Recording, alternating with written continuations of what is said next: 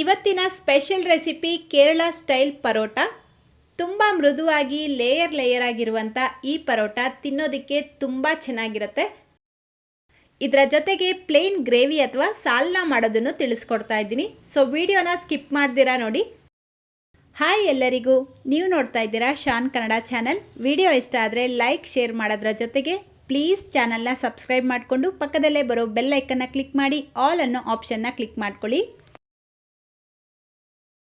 ಮೊದಲು ನಾನಿಲ್ಲಿ ಅರ್ಧ ಕೆಜಿ ಮೈದಾ ಹಿಟ್ಟು ತೊಗೊಂಡಿದ್ದೀನಿ. ನೆಕ್ಸ್ಟ್ ಈಗ ಒಂದು ಮೊಟ್ಟೆ ತೊಗೊಳ್ಬೇಕು. ಅರ್ಧ ಕೆಜಿ ಮೈದಾ ಹಿಟ್ಟಿಗೆ ಒಂದು ಮೊಟ್ಟೆ ಹಾಕ್ಕೊಳ್ಳಿ. ಅದೇ ನೀವು 1 ಕೆಜಿ ಮೈದಾ ಹಿಟ್ಟು ತೊಗೊಂಡ್ರೆ 2 ಮೊಟ್ಟೆ ಸೇರಿಸ್ಕೊಳ್ಬೇಕು. ನಿಮಗೆ ಮೊಟ್ಟೆ ಸೇರಿಸ್ಕೊಳ್ಳೋದು ಇಷ್ಟ ಇಲ್ಲ ಅಂದರೆ ಮೊಟ್ಟೆಗೆ ಬದಲಾಗಿ 1 ಲೋಟ ಹಾಲು ಹಾಕ್ಕೊಳ್ಬೋದು. ಅಂದರೆ ಚಿಕ್ಕ ಲೋಟದಲ್ಲಿ 1 ಲೋಟ ಸೇರಿಸ್ಕೊಳ್ಳಿ.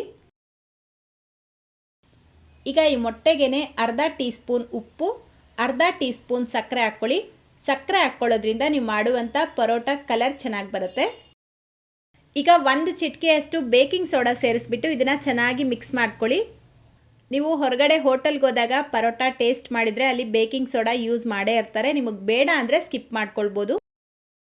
ನೋಡಿ, ಈ ರೀತಿ ಚೆನ್ನಾಗಿ ಮಿಕ್ಸ್ ಮಾಡಿಬಿಟ್ಟು ಇದಕ್ಕೇನೆ ಸ್ವಲ್ಪ ನೀರು ಹಾಕಿ ಮತ್ತೆ ಚೆನ್ನಾಗಿ ಮಿಕ್ಸ್ ಮಾಡಿಕೊಂಡು ಈ ಮೈದಾ ಹಿಟ್ಟಿಗೆ ಹಾಕ್ಬಿಟ್ಟು ಮಿಕ್ಸ್ ಮಾಡ್ಕೊಳ್ಬೇಕು.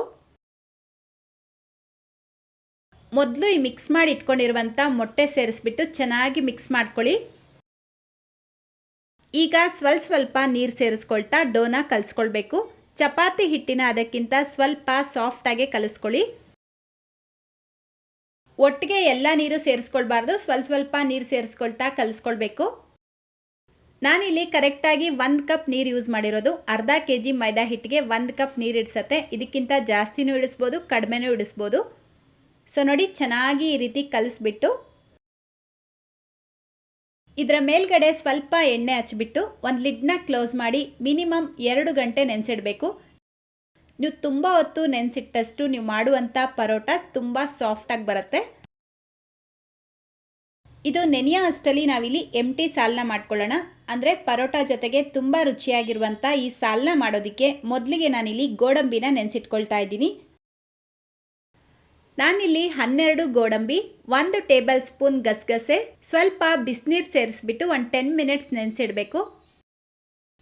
ಈ ನೆನೆಸಿಟ್ಟಿರುವಂಥ ಗೋಡಂಬಿ ಮತ್ತು ಗಸಗಸೆನ ಒಂದು ಮಿಕ್ಸರ್ ಜಾರ್ಗೆ ಹಾಕ್ಕೊಳ್ಳಿ. ಇದರ ಜೊತೆಗೇ ಫ್ರೆಶ್ ಆಗಿರುವಂಥ ಕಾಯಿ ತುರಿ ಸೇರಿಸ್ಕೊಳ್ಳಿ. ಅರ್ಧ ಕಪ್ಪಷ್ಟು ಅಂದರೆ 5 ಟೇಬಲ್ ಸ್ಪೂನ್. ಚಿಕ್ಕದು 1 ಈರುಳ್ಳಿ, ಅರ್ಧ ಟೀ ಸ್ಪೂನ್ ಸೌಂಫ್ ಕಾಳು, ಸ್ವಲ್ಪ ನೀರು ಸೇರಿಸ್ಬಿಟ್ಟು ಇದನ್ನು ನುಣ್ಣಗೆ ಪೇಸ್ಟ್ ಮಾಡಿ ತೆಗೆದಿಟ್ಕೊಳ್ಳಿ.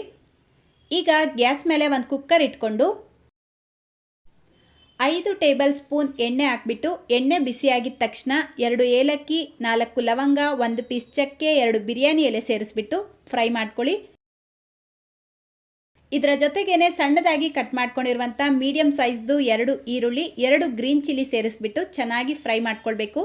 ಈರುಳ್ಳಿ ಟ್ರಾನ್ಸ್ಪರೆಂಟ್ ಆಗುವವರೆಗೂ ಫ್ರೈ ಮಾಡಿಕೊಂಡು 1 ಟೀ ಸ್ಪೂನ್ ಶುಂಠಿ ಬೆಳ್ಳುಳ್ಳಿ ಪೇಸ್ಟ್ ಹಾಕ್ಕೊಂಡು ಫ್ರೈ ಮಾಡ್ಕೊಳ್ಬೇಕು. ಶುಂಠಿ ಬೆಳ್ಳುಳ್ಳಿಯಲ್ಲಿ ಇರುವಂಥ ರಾ ಸ್ಮೆಲ್ ಕಂಪ್ಲೀಟಾಗಿ ಹೋಗಬೇಕು, ಅಲ್ಲಿವರೆಗೂ ಚೆನ್ನಾಗಿ ಫ್ರೈ ಮಾಡ್ಕೊಳ್ಳಿ. ಈಗ ಇದಕ್ಕೆ ಸಣ್ಣದಾಗಿ ಕಟ್ ಮಾಡ್ಕೊಂಡಿರುವಂಥ ಪುದೀನ 1/4 ಕಪ್, ಕೊತ್ತಂಬರಿ ಸೊಪ್ಪು 1/4 ಕಪ್ ಸೇರಿಸ್ಬಿಟ್ಟು ಫ್ರೈ ಮಾಡ್ಕೊಳ್ಳಿ. ನಂತರ ಸಣ್ಣದಾಗಿ ಕಟ್ ಮಾಡ್ಕೊಂಡಿರುವಂಥ ಮೀಡಿಯಮ್ ಸೈಜ್ದು 2 ಟೊಮೆಟೊ, ರುಚಿಗೆ ತಕ್ಕಷ್ಟು ಉಪ್ಪು ಸೇರಿಸ್ಬಿಟ್ಟು ಚೆನ್ನಾಗಿ ಮಿಕ್ಸ್ ಮಾಡಿ ಮೀಡಿಯಂ ಫ್ಲೇಮಲ್ಲೇ ಒಂದು 5 ನಿಮಿಷ ಟೊಮೆಟೊ ಸಾಫ್ಟ್ ಆಗೋವರೆಗೂ ಫ್ರೈ ಮಾಡ್ಕೊಳ್ಳಿ. ನೋಡಿ, ಕರೆಕ್ಟಾಗಿ 5 ನಿಮಿಷಕ್ಕೆ ನಾವು ಹಾಕಿರುವಂಥ ಟೊಮೆಟೊ ಎಲ್ಲ ಸಾಫ್ಟ್ ಆಗಿರುತ್ತೆ. ಈಗ ಇದಕ್ಕೆ ಅರ್ಧ ಟೀ ಸ್ಪೂನ್ ಗರಂ ಮಸಾಲ, ಅರ್ಧ ಟೀ ಸ್ಪೂನ್ ಅಚ್ಕಾರದ ಪುಡಿ, 1 ಟೀ ಸ್ಪೂನ್ ಧನಿಯಾ ಪುಡಿ, 1/4 ಟೀ ಸ್ಪೂನ್ ಅರಿಶಿನ ಸೇರಿಸ್ಬಿಟ್ಟು ಚೆನ್ನಾಗಿ ಮಿಕ್ಸ್ ಮಾಡ್ಕೊಳ್ಳಿ. ಈಗ ನಾವು ಆಲ್ರೆಡಿ ರುಬ್ಬಿಟ್ಕೊಂಡಿರುವಂಥ ಮಸಾಲೆ ಪೇಸ್ಟ್ ಹಾಕ್ಬಿಟ್ಟು ಅದೇ ಮಿಕ್ಸರ್ ಜಾರ್ಗೆ ಸ್ವಲ್ಪ ನೀರು ಹಾಕಿ ಮಿಕ್ಸ್ ಮಾಡಿಬಿಟ್ಟು ಸೇರಿಸ್ಕೊಳ್ಳಿ. ಈಗ ಈ ಮಸಾಲೆನ ಒಂದು 3 ರಿಂದ 4 ನಿಮಿಷ ಲೋ ಟು ಮೀಡಿಯಂ ಫ್ಲೇಮಲ್ಲೇ ಚೆನ್ನಾಗಿ ಮಿಕ್ಸ್ ಮಾಡ್ಕೊಳ್ತಾ ಫ್ರೈ ಮಾಡ್ಕೊಳ್ಬೇಕು. ನೀವು ಇದರಲ್ಲಿ ಬೇಕಿದ್ರೆ ತರಕಾರಿಗಳನ್ನು ಸೇರಿಸ್ಕೊಳ್ಬೋದು. ಆಲೂಗಡ್ಡೆ, ಬೀನ್ಸ್, ಬಟಾಣಿ ಬೇಕಿದ್ರೂ ಸೇರಿಸ್ಬಿಟ್ಟು ಮಾಡ್ಬೋದು. ನೋಡಿ, ಕರೆಕ್ಟಾಗಿ 3-4 ನಿಮಿಷಕ್ಕೆ ನಾವು ಹಾಕಿರುವಂಥ ಮಸಾಲೆ ಎಲ್ಲ ಚೆನ್ನಾಗಿ ಫ್ರೈ ಆಗಿರುತ್ತೆ. ಇವಾಗ ಇದಕ್ಕೆ 1 ಕಪ್ಪಷ್ಟು ನೀರು ಸೇರಿಸ್ಬಿಟ್ಟು ಮಿಕ್ಸ್ ಮಾಡ್ಕೊಳ್ಳಿ. ನೋಡಿ, ಇದೇ ಕನ್ಸಿಸ್ಟೆನ್ಸಿನೇ ಇರಬೇಕು, ಇದಕ್ಕಿಂತ ಜಾಸ್ತಿ ತೆಳುವಾಗಿ ಮಾಡ್ಕೊಳ್ಬಾರ್ದು. ಈಗ ಲಿಡ್ನ ಕ್ಲೋಸ್ ಮಾಡಿ ಹೈ ಫ್ಲೇಮಲ್ಲೇ 1 ವಿಷಲ್ ಕೂಗಿಸ್ಕೊಳ್ಬೇಕು.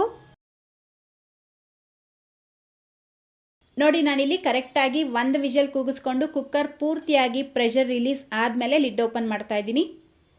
ಅಷ್ಟೇ, ಈಗ ತುಂಬ ಟೇಸ್ಟಿಯಾಗಿರುವಂಥ ಎಂಟಿ ಸಾಲ್ನ ರೆಡಿಯಾಗಿದೆ. ಇದು ಬರೀ ಪರೋಟ ಜೊತೆಗೆ ಅಲ್ಲ, white rice, ghee rice, chapati, dosa ಜೊತೆಗೂ ಚೆನ್ನಾಗಿರುತ್ತೆ. ಸೊ ಒಂದ್ಸಲ ಟ್ರೈ ಮಾಡಿ. ನೆಕ್ಸ್ಟ್ ಈಗ ಪರೋಟ ಮಾಡ್ಕೊಳ್ಳೋಣ. ನಾನು ಆಗಲೇ ಕಲಸಿಟ್ಟಿರುವಂಥ ಡೋ ಕರೆಕ್ಟಾಗಿ 2 ಗಂಟೆ ನೆನೆಸಿಟ್ಟಿದೆ. ಇದು ಚೆನ್ನಾಗಿ ನೆಂದಿದೆ. ಮತ್ತೆ ಇದನ್ನು ಒಂದ್ಸಲ ಚೆನ್ನಾಗಿ ಮಿಕ್ಸ್ ಮಾಡಿಬಿಟ್ಟು ಒಂದು ಬಟ್ಲಲ್ಲಿ ಸ್ವಲ್ಪ ಎಣ್ಣೆ ತಗೊಂಡು ಕೈನ ಅದರಲ್ಲಿ ಡಿಪ್ ಮಾಡ್ಕೊಳ್ತಾ ಪರೋಟ ಮಾಡ್ಕೊಳ್ಳೋದಕ್ಕೆ ಬೇಕಾಗಿರೋಷ್ಟು ಚಿಕ್ಕ ಚಿಕ್ಕ ಉಂಡೆಗಳನ್ನು ರೆಡಿ ಮಾಡಿಟ್ಕೊಳ್ಳಿ. ನಾನಿಲ್ಲಿ ಚಿಕ್ಕ ಸೈಜ್ ಪರೋಟ ಮಾಡ್ತಾ ಇರೋದ್ರಿಂದ ಚಿಕ್ಕ ಚಿಕ್ಕದಾಗಿ ಉಂಡೆಗಳನ್ನು ಮಾಡ್ಕೊಳ್ತಾ ಇದ್ದೀನಿ. ನಿಮ್ಗೆ ಯಾವ ಸೈಜಲ್ಲಿ ಬೇಕೋ ಆ ಸೈಜಲ್ಲೇ ಮಾಡ್ಕೊಳ್ಳಿ. ಈ ಕೇರಳ ಪರೋಟ ಮಾಡೋದಕ್ಕೆ ಎಣ್ಣೆ ಸ್ವಲ್ಪ ಜಾಸ್ತಿನೇ ಇಡಿಸುತ್ತೆ. ನೆಕ್ಸ್ಟ್ ಈಗ ಪರೋಟ ಲಟ್ಟಿಸ್ಕೊಳ್ಳೋದಕ್ಕೆ ಈ ಸ್ಲ್ಯಾಬ್ ಮೇಲೇ ಸ್ವಲ್ಪ ಎಣ್ಣೆ ಹಚ್ಬಿಟ್ಟು ನೋಡಿ, 1 ಉಂಡೆನ ತಗೊಂಡು ಈ ರೀತಿ ಕೈಯಲ್ಲಿ ಮೊದಲು ಚೆನ್ನಾಗಿ ಪ್ರೆಸ್ ಮಾಡಿ ಲಟ್ಟಣಿಗೆಯಿಂದ ಎಷ್ಟು ತೆಳುವಾಗತ್ತೋ ಅಷ್ಟು ತೆಳುವಾಗಿ ಲಟ್ಟಿಸ್ಕೊಳ್ಬೇಕು. ಈ ಪರೋಟಾಗೆ ಶೇಪ್ ಕರೆಕ್ಟಾಗಿ ಬರಬೇಕು ಅಂತ ಏನಿಲ್ಲ. ನಿಮ್ಗೆ ಯಾವ ಶೇಪಲ್ಲಿ ಬರುತ್ತೋ ಆ ಶೇಪಲ್ಲಿ ನೀವು ಲಟ್ಟಿಸ್ಕೊಳ್ಬೋದು. ಆದರೆ ತುಂಬ ತೆಳುವಾಗಿ ಲಟ್ಟಿಸ್ಕೊಳ್ಬೇಕು. ನಾನು ಆಗಲೇ ತಿಳಿಸ್ದಾಗೆ ಈ ಪರೋಟ ಮಾಡೋದಕ್ಕೆ ಸ್ವಲ್ಪ ಎಣ್ಣೆ ಜಾಸ್ತಿ ಬೇಕಾಗತ್ತೆ. ಸೊ ನೋಡಿ, ಈ ರೀತಿ ತೆಳುವಾಗಿ ಲಟ್ಟಿಸ್ಕೊಂಡು ಇದರ ಮೇಲ್ಗಡೆ ಮತ್ತೆ ಎಣ್ಣೆ ಹಚ್ಬಿಟ್ಟು ಸ್ವಲ್ಪ ಮೈದಾ ಹಿಟ್ಟನ್ನು ಇದರ ಮೇಲ್ಗಡೆ ಈ ರೀತಿ ಸ್ಪ್ರಿಂಕಲ್ ಮಾಡಿಬಿಟ್ಟು ಒಂದು ಚಾಕು ತಗೊಂಡು ಈ ರೀತಿ ಮಧ್ಯಕ್ಕೆ ಮಾತ್ರ ಒಂದು ಲೈನ್ ಕಟ್ ಮಾಡ್ಕೊಳ್ಳಿ. ಈಗ ಒಂದು ಸೈಡಿಂದ ಈ ಕಾರ್ನರ್ಸ್ನೆಲ್ಲ ಒಟ್ಟುಗೂಡಿಸ್ಬಿಟ್ಟು ನಿಧಾನಕ್ಕೆ ಇದನ್ನು ಮೇಲಕ್ಕೆ ತೆಗೆದು ಸ್ವಲ್ಪ ಲೈಟಾಗಿ ಇದನ್ನು ಕೈಯಲ್ಲಿ ತಿರುಗಿಸ್ಕೊಳ್ತಾ ಈ ರೀತಿ ರೌಂಡ್ ಸುತ್ಕೊಳ್ಬೇಕು. ಈ ಲಾಸ್ಟಲ್ಲಿ ಇರುವಂಥ ಎಡ್ಜ್ ಏನಿದೆ ಇದನ್ನು ಒಳಗಡೆಯಿಂದ ತಗೊಂಡು ಈ ಮಧ್ಯ ಭಾಗಕ್ಕೆ ಸ್ವಲ್ಪ ಪ್ರೆಸ್ ಮಾಡಿಕೊಂಡ್ರೆ ರೆಡಿ ಆಗುತ್ತೆ. ಸೊ ನೋಡಿ, ಉಳಿದಿರುವಂಥ ಎಲ್ಲ ಪರೋಟಗಳನ್ನು ಇದೇ ರೀತಿ ಲಟ್ಟಿಸ್ಕೊಂಡು ರೌಂಡ್ ಸುತ್ಕೊಳ್ಬೇಕು.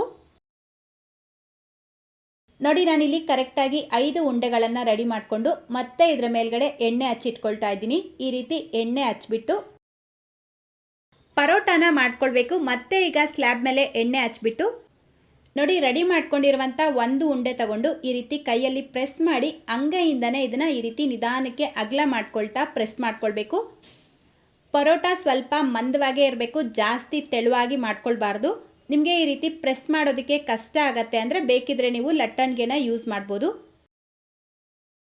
ಈಗ ಇದು ರೆಡಿಯಾಗಿದೆ. ಇದನ್ನು ಬೇಯಿಸ್ಕೊಳ್ಳೋದಕ್ಕೆ ಗ್ಯಾಸ್ ಮೇಲೆ ತವಾನ ಹೈ ಫ್ಲೇಮಲ್ಲಿ ಚೆನ್ನಾಗಿ ಬಿಸಿ ಮಾಡಿಕೊಂಡು ಮೊದಲು ಎಣ್ಣೆ ಹಚ್ಕೊಳ್ಬೇಕು.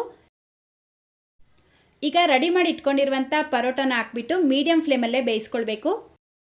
ಒಂದು ಕಡೆ ಲೈಟಾಗಿ ಕಲರ್ ಬಂದಮೇಲೆ ಉಲ್ಟಾ ಮಾಡಿ ಹಾಕ್ಕೊಂಡು ಎಣ್ಣೆ ಅಥವಾ ತುಪ್ಪ ಹಚ್ಕೊಳ್ಳಿ.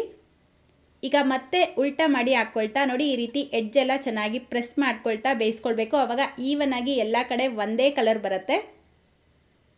ಈ ಪರೋಟ ಬೇಯಿಸ್ಕೊಳ್ಳೋದಕ್ಕೂ ಲಟ್ಟಿಸ್ಕೊಳ್ಳೋದಕ್ಕೂ ಎಣ್ಣೆ ಸ್ವಲ್ಪ ಜಾಸ್ತಿನೇ ಉಪಯೋಗಿಸ್ಬೇಕು. ಅಷ್ಟೇ ನೋಡಿ, ಪರೋಟ ರೆಡಿಯಾಗಿದೆ. ನಾನು ಇನ್ನೊಂದು ಪರೋಟನೂ ಮಾಡಿ ತೋರಿಸ್ತಾ ಇದ್ದೀನಿ. ನೋಡಿ, ರೆಡಿ ಮಾಡ್ಕೊಂಡಿರುವಂಥ 1 ಉಂಡೆ ತಗೊಂಡು ಈ ರೀತಿ ಕೈಯಲ್ಲೇ ಪ್ರೆಸ್ ಮಾಡ್ಕೊಳ್ಬೇಕು. ಪ್ರೆಸ್ ಮಾಡ್ಕೊಳ್ಳೋದಕ್ಕೆ ಬರಲ್ಲ ಅಂದರೆ ಈ ರೀತಿ ಲಟ್ಟಣಿಗೆಯಿಂದ ನಿಧಾನಕ್ಕೆ ಇದನ್ನು ರೋಲ್ ಮಾಡ್ಕೊಳ್ಬೇಕು. ಜಾಸ್ತಿ ಪ್ರೆಸ್ ಮಾಡಿ ರೋಲ್ ಮಾಡಬಾರ್ದು. ಇದು ಸ್ವಲ್ಪ ಮಂದವಾಗೇ ಇರಬೇಕು. ಆವಾಗಲೇ ಲೇಯರ್ಸ್ ಚೆನ್ನಾಗಿ ಬರುತ್ತೆ, ಸಾಫ್ಟಾಗೂ ಇರುತ್ತೆ. ಮತ್ತು ಇದನ್ನು ಬೇಯಿಸ್ಕೊಳ್ಬೇಕಾದ್ರೂ ಅಷ್ಟೇ ಮೀಡಿಯಂ ಫ್ಲೇಮಲ್ಲೇ ಬೇಯಿಸ್ಕೊಳ್ಬೇಕು. ಹೈ ಫ್ಲೇಮಲ್ಲಿ ಬೇಯಿಸಿದ್ರೆ ಮೇಲೆ ಮಾತ್ರ ಕಲರ್ ಬಂದಿರುತ್ತೆ, ಒಳಗಡೆ ಸರಿಯಾಗಿ ಬೆಂದಿರೋದಿಲ್ಲ. ಸೊ ಅದಕ್ಕೋಸ್ಕರ ಈ ರೀತಿ ಪ್ರೆಸ್ ಮಾಡ್ಕೊಳ್ತಾ ಮೀಡಿಯಂ ಫ್ಲೇಮಲ್ಲೇ ಉಲ್ಟಾ ಮಾಡಿ ಹಾಕ್ಕೊಳ್ತಾ 2 ಕಡೆ ಚೆನ್ನಾಗಿ ಕಲರ್ ಬರೋವರೆಗೂ ಇದನ್ನು ಬೇಯಿಸ್ಕೊಳ್ಬೇಕು. ಮೈದಾ ಹಿಟ್ಟನ್ನು ಸರಿಯಾಗಿ ಬೇಯಿಸ್ದಿರ ತಿಂದ್ರೂ ಹೊಟ್ಟೆ ನೋವು ಬರುತ್ತೆ. ಸೊ ಅದಕ್ಕೋಸ್ಕರ ತಿಳಿಸ್ಕೊಡ್ತಾ ಇದ್ದೀನಿ. ನೋಡಿ, ಈ ರೀತಿ ಕಲರ್ ಬಂದಿದ ತಕ್ಷಣ ತೆಕ್ಕೊಳ್ಳಿ. ಅಷ್ಟೇ, ಈಗ ಪರೋಟ ರೆಡಿಯಾಗಿದೆ. ಉಳಿದಿರುವಂಥ ಪರೋಟಗಳನ್ನು ನೀವು ಇದೇ ರೀತಿ ಬೇಯಿಸ್ಕೊಳ್ಬೇಕು. ನೋಡಿ, ಒಂದು 4-5 ಪರೋಟ ಮಾಡಿಕೊಂಡು ಒಂದ್ರ ಮೇಲ್ಗಡೆ ಒಂದಿಟ್ಟು ಈ ರೀತಿ ಮಾಡ್ಕೊಳ್ಳೋದ್ರಿಂದ ಇದು ಲೇಯರ್ ಆಗಿ ಬರುತ್ತೆ.